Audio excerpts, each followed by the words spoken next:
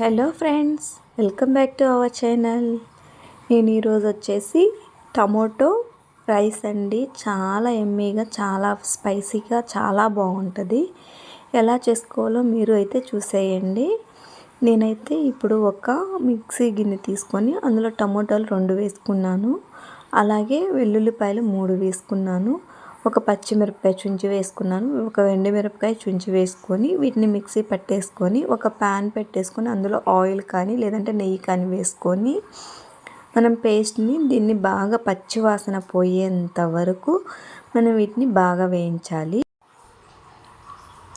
చూసారు కదా, మనకి ఇలా ఆయిల్ అనేది పైకి తేలింది. ఇప్పుడైతే మనము స్టవ్ ఆపేసుకొని ఇది పక్కన పెట్టేసుకొని చల్లార్చుకోవాలండి.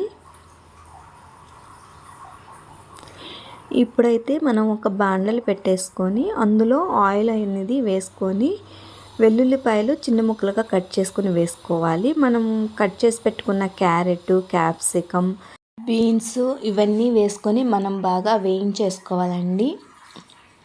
ఇవి వేగిన తర్వాత పచ్చి బఠానీ అనేది వేసుకొని మనం వేయించేసుకోవాలి. ఇవి వేగిన తర్వాత మనం వేయించుకున్న పేస్ట్ ఉంది కదా, అది కూడా ఇందులో వేసేసుకొని బాగా కూరగాయ ముక్కలకి పట్టేలాగా మనం వేయించేసుకోవాలి. వేగిన తర్వాత అన్నం వేసేసి ఒక స్పూను మిరియాల పొడి వేసి బాగా కలుపుకోవాలండి. అంతే, రెడీ అయిపోయింది.